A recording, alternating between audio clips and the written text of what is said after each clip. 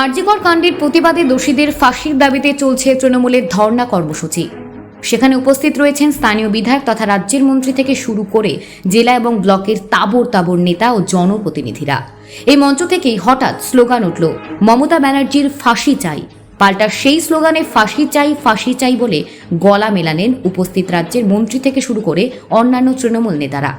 এরকম একটি video viral হয়েছে সামাজিক মাধ্যমে, যা নিয়ে ব্যাপক শোরগোল জেলা রাজনীতিতে। স্লিপ অফ টাং সাফাই তৃণমূলের, পাল্টা তীব্র কটাক্ষ বিরোধীদের, অস্বস্তিতে শাসক দল। রবিবার মালদা জেলার হরিশ্চন্দ্রপুরের শহীদ মোড়ে হরিশ্চন্দ্রপুর 1 এবং 2 নম্বর ব্লক নিয়ে আরজিকরের ঘটনার প্রতিবাদে দোষীর ফাঁসিতে দাবিতে চলছিল ধর্ণা কর্মসূচি।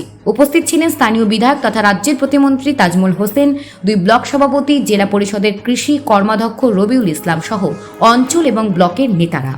কর্মসূচি শেষের মুহূর্তে অভিযুক্তদের ফাঁসির দাবিতে উঠেছিল স্লোগান। সেই সময় হঠাৎ মন্ত্রী তাজমুল হোসেনের ছায়াসঙ্গী তথা জেলা তৃণমূলের সম্পাদক শেখ মংলুদ্দিন স্লোগান দেন, মমতা ব্যানার্জির ফাঁসি চাই। পাল্টা স্লোগানে মন্ত্রী তাজমুল বাবু সহ প্রত্যেকেই বলে দেন, ফাঁসি চাই। যদিও মুহূর্তের মধ্যেই নিজেদের ভুল বুঝতে পেরে স্লোগানকারীর দিকে তাকিয়ে থাকেন তৃণমূল নেতারা। এই ভিডিও ভাইরাল হতেই ব্যাপক শোরগোল সামাজিক মাধ্যমে।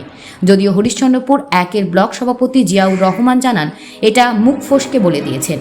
এই নিয়ে ওই নেতাকে সতর্ক করা হয়েছে, কিন্তু বিরোধীরা এই নিয়ে ব্যাপক কটাক্ষ করেছেন। কংগ্রেস এবং সিপিএম এর অভিযোগ, যারা প্রকৃত দোষী তাদের আড়াল করার চেষ্টা হচ্ছে।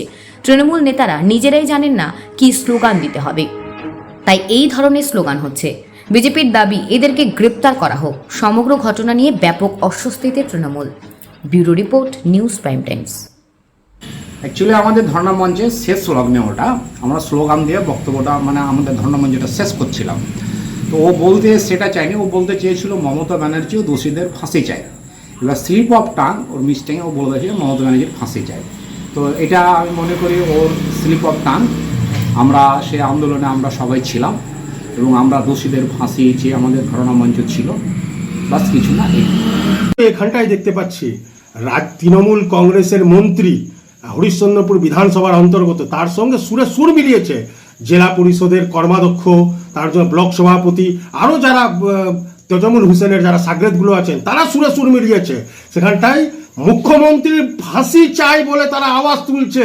খুব লজ্জার বিষয়, উনাদেরই দলের মন্ত্রী, উনারই দলের কর্মী, উনারই দলের ব্লক সভাপতি, উনারই দলের জেলা পরিষদের সদস্য, কৃষি কর্মাধ্যক্ষ, এরা সবাই মিলে ওখানটা এবং তাজমুল হোসেনের সঙ্গে যাদেরকে থাকতে দেখা যাচ্ছে সব সময়, তারা সুরে সুর মিলিয়ে বলছে নাকি মাননীয় মুখ্যমন্ত্রীর ফাঁসি চাই।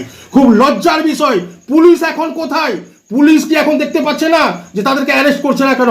একজন সাধারণ মানুষ মাননীয় মুখ্যমন্ত্রীর বিরুদ্ধে আওয়াজ তুলেছিল, সেই আওয়াজ তোলার জন্য আজকে নির্যাতিতার দোষীদের ফাঁসি হোক, তার বিরুদ্ধে মমতা ব্যানার্জির বিরুদ্ধে বলেছিল তার ফাঁসি পাওয়ার জন্য, তার তৎক্ষণাৎ আমরা দেখতে পেলাম পুলিশ তাকে অ্যারেস্ট করে নিয়েছে।